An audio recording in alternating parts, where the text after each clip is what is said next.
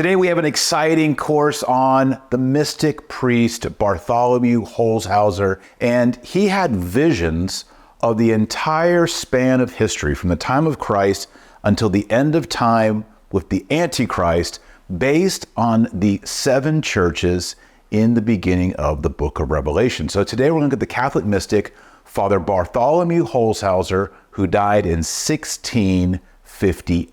Father Holshouser was a Catholic priest born in Langnau, Germany, and unlike Martin Luther, John Calvin, he claimed to interpret the book of the Apocalypse not according to personal study, but by mystical vision. He claimed to be a mystic whose insight interpreted the pages of the book of Revelation. And he taught that the 7 messages to the 7 churches, which we've already studied, were in fact a historical timeline of the events unfolding from 33 until the very end of time. And each of the 7 messages and 7 churches applied to 7 epochs or ages of the Church of Jesus Christ over time. So let's explore the 7 epochs according to the mystic Father Holshouser. First epoch. Holshouser names the first epoch as the status seminationis, the state of seed time.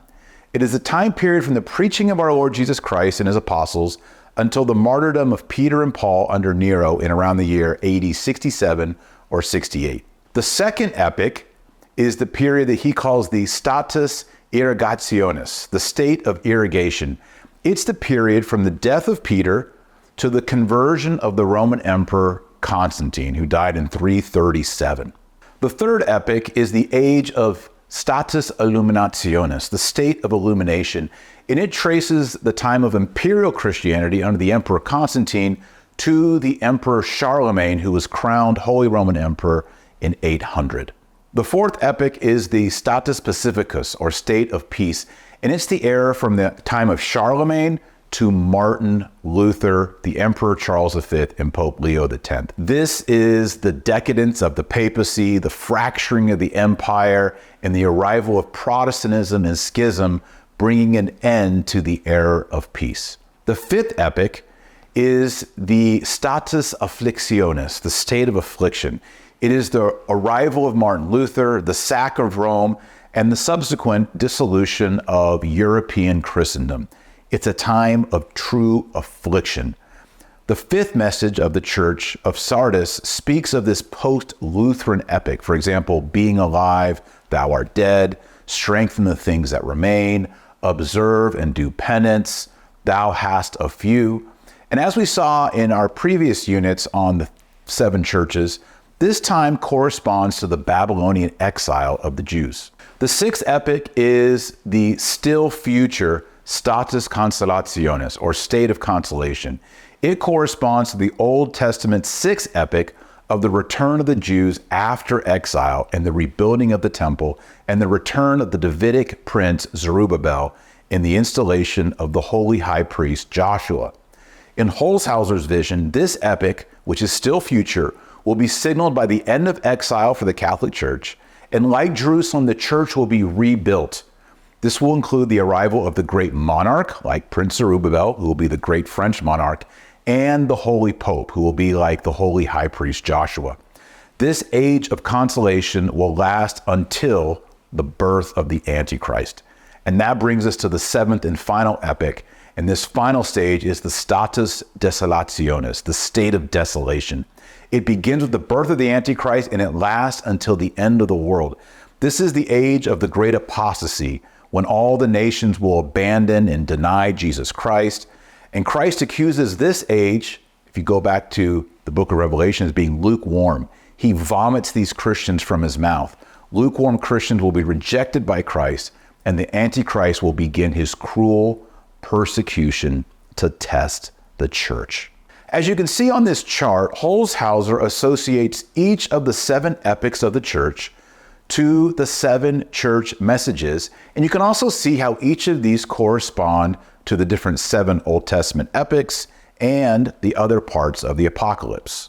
On the left side of the graphic, you'll see each of the messages 1 through 7, in each of the churches by their cities, Ephesus down to Laodicea. And then you'll see each of the Old Testament epics. We've already talked about this in our modules on the book of Revelation, but just to review, the first Old Testament epic was from Adam, then the patriarchs, the time of Moses, the time of the kings, the time of the Babylonian exile, the restoration from exile, and then the time of Christ.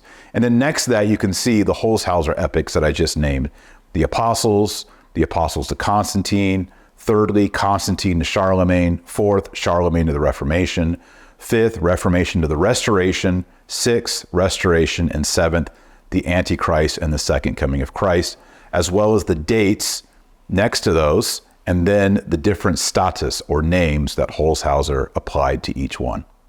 As you can see, these 7 ages of Holshouser fit tightly on the Old Testament 7 epics, but they've never been canonized or formally approved by the Catholic Church. That being said, as we look at the progress of Revelation chapter 2 and 3, and then compare that to the progress of history, there is an uncanny association there. And I personally do believe there's something to the mystical visions of Holshouser and how he reads the history of Christianity, the history of Christendom, in parallel with the book of Revelation. So if you want to learn more and see charts of how Holshouser's vision maps on to the 7 churches and the 7 messages, I highly recommend that you get a copy of my book, Antichrist and Apocalypse, because it has a lot of outlines, a lot of maps, a lot of charts, and it shows you how what we discussed today maps on not only with the 7 churches and the 7 messages, but also with the 7 seals in the apocalypse, the 7 trumpets,